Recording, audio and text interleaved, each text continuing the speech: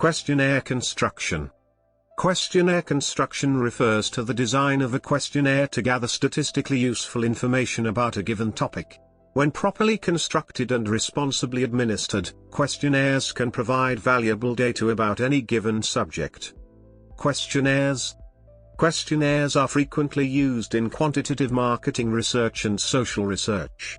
They are a valuable method of collecting a wide range of information from a large number of individuals, often referred to as respondents. What is often referred to as adequate questionnaire construction is critical to the success of a survey. Inappropriate questions, incorrect ordering of questions, incorrect scaling, or a bad questionnaire format can make the survey results valueless, as they may not accurately reflect the views and opinions of the participants. Different methods can be useful for checking a questionnaire and making sure it is accurately capturing the intended information. Initial advice may include: empirical tests also provide insight into the quality of the questionnaire. This can be done by types of questions. Multi-item scales. Within social science research and practice, questionnaires are most frequently used to collect quantitative data using multi-item scales with the following characteristics. Questionnaire construction issues. Before constructing a questionnaire survey, it is advisable to consider how the results of the research will be used. If the results won't influence the decision-making process, budgets won't allow implementing the findings, or the cost of research outweighs its usefulness, then there is little purpose in conducting the research. The research objectives and frame of reference should be defined beforehand, including the questionnaires' context of time, budget, manpower, intrusion and privacy. The types of questions, for example, closed, multiple choice, open, should fit the data analysis techniques available and the goals of the survey. The manner, random or not, and location, sampling frame, for selecting respondents will determine whether the findings will be representative of the larger population. The level of measurement, known as the scale, index, or typology, will determine what can be concluded from the data. A yes/no question will only reveal how many of the sample group answered yes or no, lacking the resolution to determine an average response.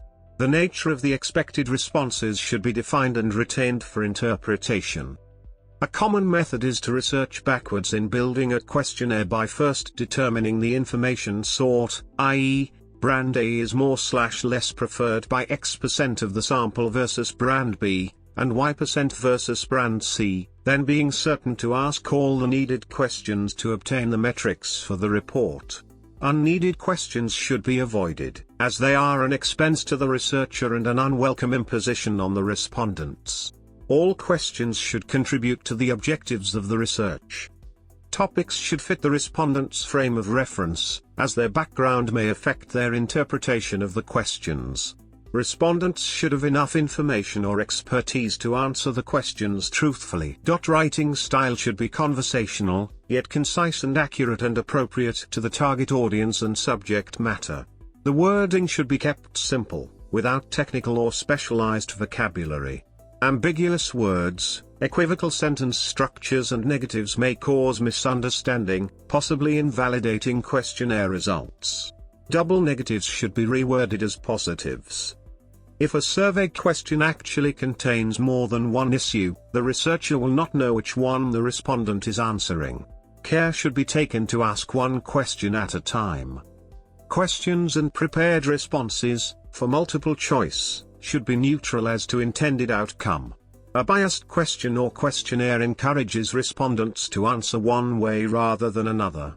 Even questions without bias may leave respondents with expectations.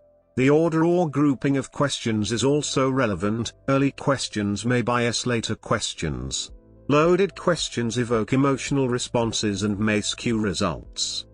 The list of prepared responses should be collectively exhaustive. One solution is to use a final write-in category for other _. The possible responses should also be mutually exclusive, without overlap.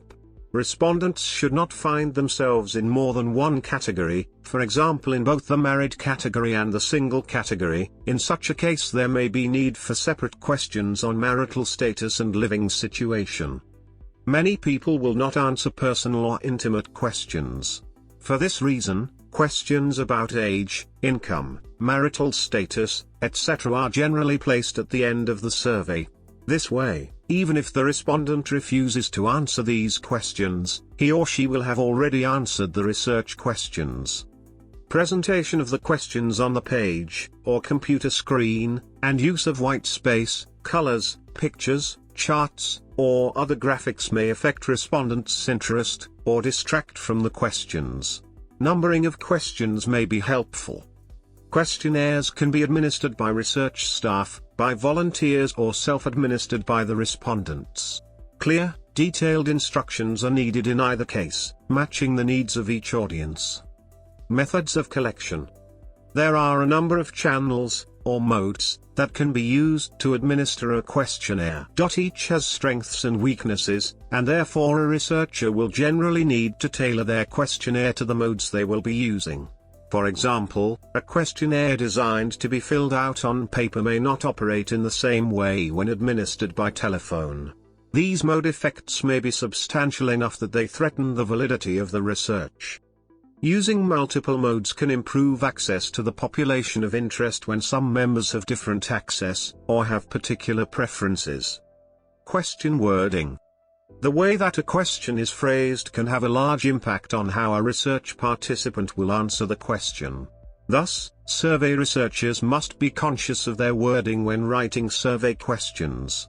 It is important for researchers to keep in mind that different individuals, cultures, and subcultures can interpret certain words and phrases differently from one another.